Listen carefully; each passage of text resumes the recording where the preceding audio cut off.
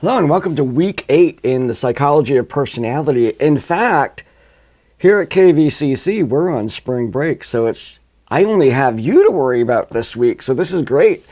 And actually, this is kind of an opportune time for this particular chapter. We're going to be going into chapter 10 and looking at trait theories. Now, trait theories are usually aspects of the personality that you might already be familiar with, meaning that when you think about personality, you might think about how nice a person is or how agreeable they are or whether they're outgoing or shy or things like that. And each one of those throughout the years has been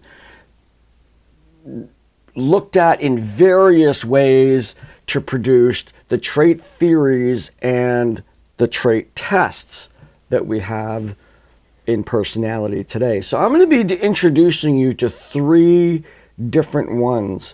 And the first one, which is in our discussion, is I'm asking you to look at Raymond Cattell's 16 personality factors test.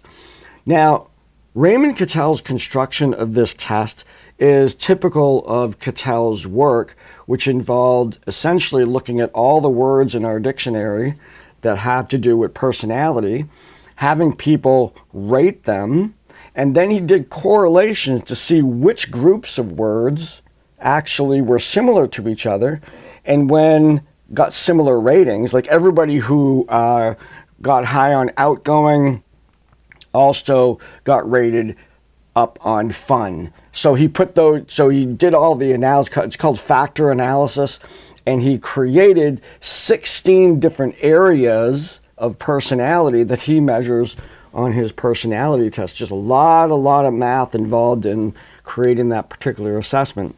Now, within those 16 personality factors, and largely within lots of different personality tests that are out there, there have always been 5, and they're referred to as the Big 5. So we have the 16 PF that have 16 personality factors that I want you to experience.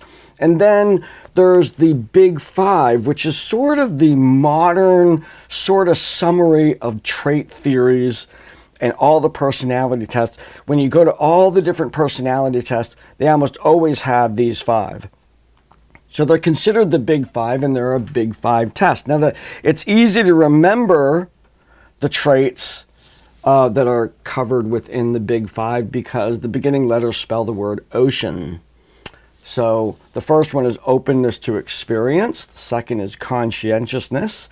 Then there's extroversion and its opposite, introversion, agreeableness, and then neuroticism. Now, neuroticism gets sort of a bad rap. Neuroticism is, think of it as like attention to the details or just not really worried about the details.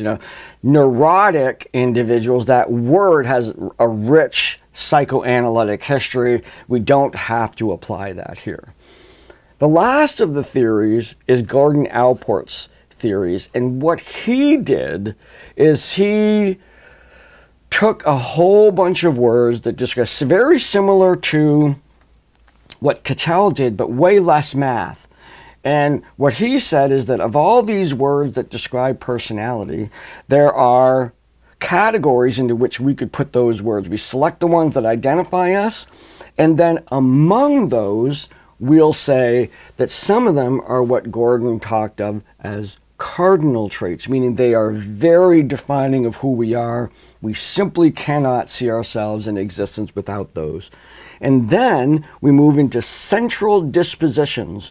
And these are very important and very characteristic. They might even be situational, in terms of the way we adapt to situations and different circumstances, but not quite as cardinal. And then there's secondary ones, and these are definitively the ones that appear only under certain circumstances.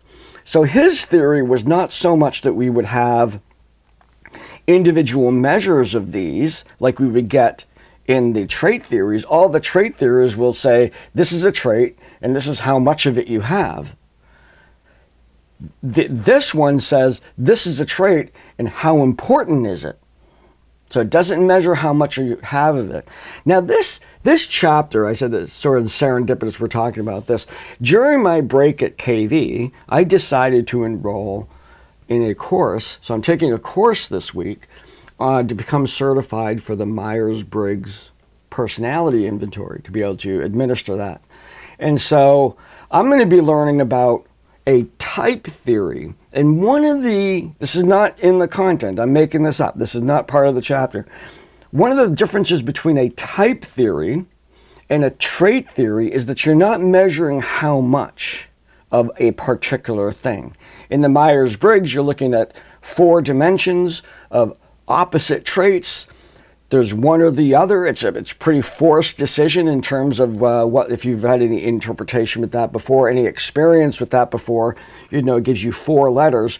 And those 4 letters throughout the test combine into 16 different types.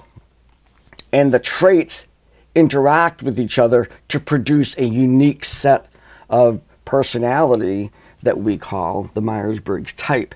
That's very different than the trait theories that we're talking about today. So let's say in extroversion, we have an extroversion trait, and it's how extroverted you are versus how introverted you are.